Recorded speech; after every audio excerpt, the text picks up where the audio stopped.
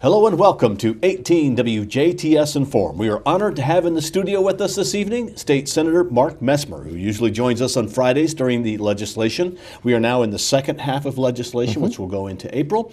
Senator, welcome to the show. Great to be here as always. Love to come in on Fridays and let people hear what's happening and catch them up on what progressed this week. And well, let's just go right to it because there are several things that happened this week as things will be going pretty quick yeah, now. Things really, the next 2 to 3 weeks will really be at a frantic pace almost.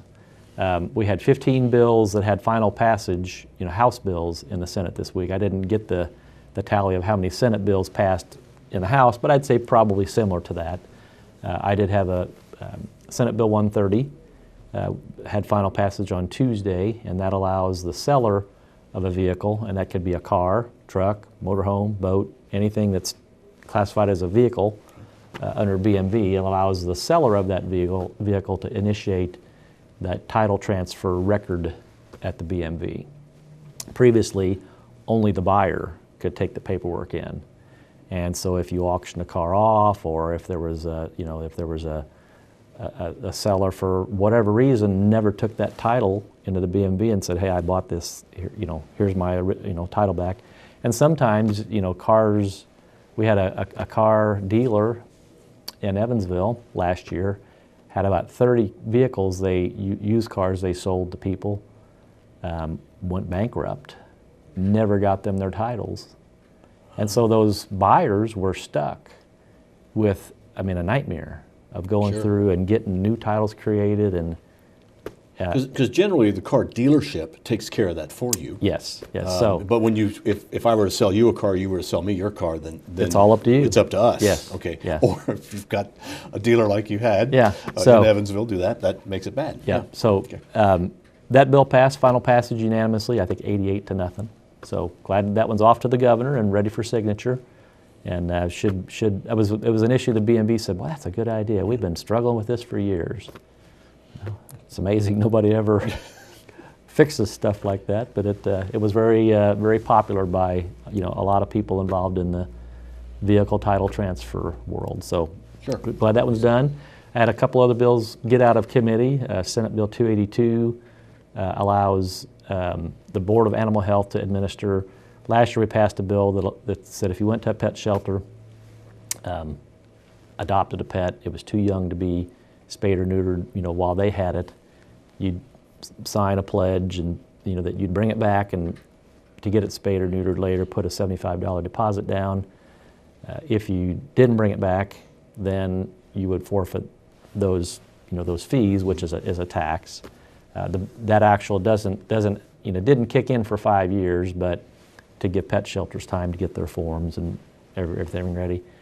But the money that was collected was tagged to be sent to one low-cost spay and neuter company.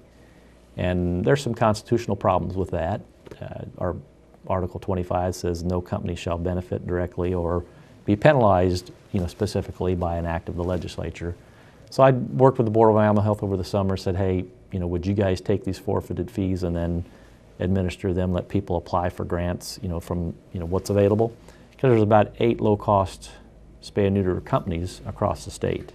One, if you go in and get a pet-friendly plate, has been set up, under that pet-friendly plate designation that you're agreeing to make a donation to that company for their services that they provide. But anybody that gets a personal plate, whether it's a state university or Boy Scouts, Girl Scouts, there's a lot of personalized plates, and you agree that you're making a donation to a specific organization when you take those out. So wasn't really too concerned about the BMV fee, but to have that money go to that same company from the forfeited fees just didn't sit right with me. Got that done, passed out of committee this week, so it'll be up for final passage next week in the House. There was some consideration about going ahead and making an appropriation into that Board of Animal Health, account. Now that the state is administering that program, it would be eligible to go ahead and put a little money in that and start that grant process now. I guess counties that have spay and neuter services, actively working in their county. It really cuts down on the amount of feral cats and stray dogs. So, the state could help with that and put a little bit of money in that account and go ahead and get the program started now before the forfeited fee process starts. But so that one's moving. Senate Bill 128, my regional road funding bill, got heard in the House Transportation Committee last week. It might get sent to Ways and Means Committee yet.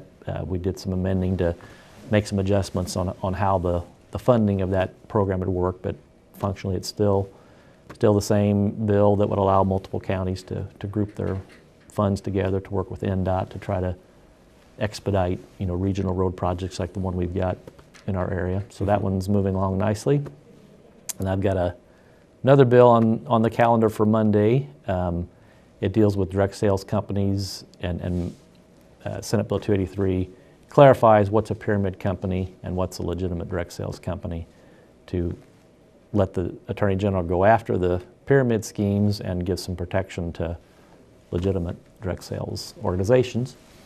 And I've got several House bills that I'm sponsoring that are a couple that were heard last week, several that'll be heard next week. I've got my 6 Senate bills I'm working on and about 8 House bills to juggle. So second half of session gets it gets crazy. Yes. But things are moving along, pretty well on all of those.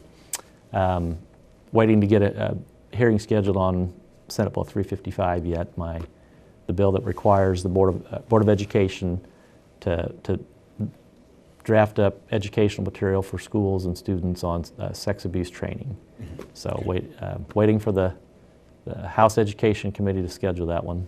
Not really getting any commitments out of Representative Boehning, so we'll see where that one, have to keep prodding him a little bit. Probably the biggest issue that's getting the most attention statewide is the road funding, the long-term road funding bill, the House Bill 1002. And it had its hearing in the Senate Senate Appropriations Committee this week.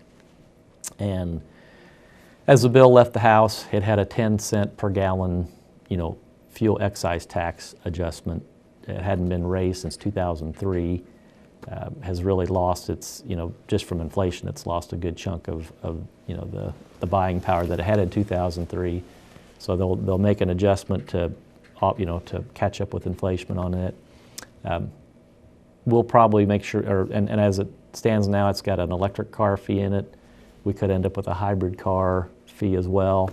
And we're probably going to do some adjusting on, the heavy trucks, the commercial transportation side of the road users. We want it to be a sustainable long-term fix that, for the next 10 to 20 years, we've got a good path set. And the heavy trucks do probably 10 times more damage, to a road per vehicle than a car. And so we want to make sure that as we make adjustments that, we put a little bit more emphasis on the heavy truck use and how we set up some long-term funding. Maybe look at some bonding options. We'll look at all possible long-term remedies to how we're going to fund transportation going forward, and make sure whatever we do, we don't have to come back and address, in just a short time. So currently the sales tax on fuel, there's 7% on sales tax on fuel, just like most other things that you buy. We dedicate 2.5% of that 7%, to the road funding mix. The last four years in our budget, we started at 1.5%. Now we're at 2.5%. But we really won't know until April, when we get the updated revenue forecasts, whether there's going to be,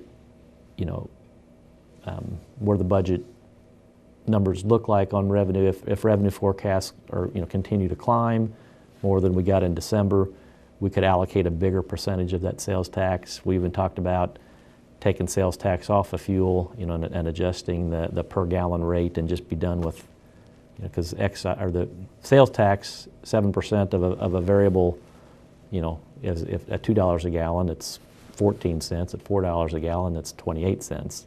So that becomes a pretty big impact on the cost of fuel. As fuel goes up, it has a a higher proportion of the impact on the fuel cost. And if we do a rate adjustment, where it's at the $2 gallon range now, and just we've talked about even taking sales tax out of the fuel mix, or possibly adjusting that percentage, more of the sales tax collected. But we really can't make an accurate judgment on that until we get the final revenue numbers at about April 10th to 15th. So this is a bill that will be going kind of back and forth It will. For a while, because we won't know the final makeup of that bill probably till it'll be the last day of session. Well, as we finish up the budget and the road funding bill, those will highly likely be the last two bills we'll wrap up with on the last day. And you said, if I understand this right, 10 cent? Right now it's 10 cents a gallon. 10 cents a gallon. So that's not a percent, where the 7% sales tax is a percent. That's why it goes up with the more the cost of gas is. And that's really, as fuel prices, and oil's not going to stay at $50 a barrel forever. I mean, it's been, a couple years ago it was $100 a barrel, and fuel was, $4 a gallon, and we all felt the pinch of that. Right. And so it'd probably be better to take sales tax off the fuel, adjust that per gallon rate, and just, it would be simpler for the retailers as well.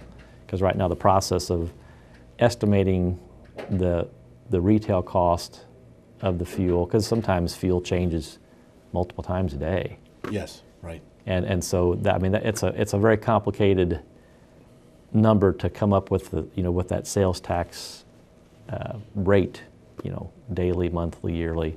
So it would solve a lot of headaches for the people in the fuel business as well. So we'll have to see how that bill plays out. It's going to be going. Yeah, we hear more about it as we go along. Oh, absolutely, okay. Yeah. And that one, we sent an updated flyer or electronic newsletter out yesterday, and people were calling my office this morning and saying, well, how much sales tax are you gonna, if you divert more sales tax, how much is it going to be? Well, we really can't tell at this point. We may not change that number at all. We may take sales tax off of fuel. It's kind of it'll be the juggling act of where do the numbers fall? What can we do with as the budget projections come in? Because we have to pass a balanced budget, so we don't want to anticipate spending more than we take in. Right. So until we get to the end and then get our K through 12 dollars kind of locked in, and there's all kinds of other people want a little bit of money here and there, and pretty soon it adds up to a lot of requests. So it's always interesting to see where those budget numbers fall on the last day. And one final thing, this is St. Patrick's Day. It is. And so you'll be in the St. Patrick's parade in Ireland. Yep, on Sunday. You'll be playing your trumpet. You bet. And what will your repertoire of songs be? It'll primarily be the Irish fight song. Okay. But everybody always have a request for the chicken dance. So. You got to have that. All right. Well, so you'll see State Senator playing his trumpet through the Ireland parade because the weather's going to be nice. I hope this so. is one of the few. Yeah, we've had snow and rain and cold and. We've had it all. This is going to be beautiful this weekend. All right. Senator, thank you very much for coming in. You're welcome. Thank you for watching WJTS-Inform. We are local people watching local people.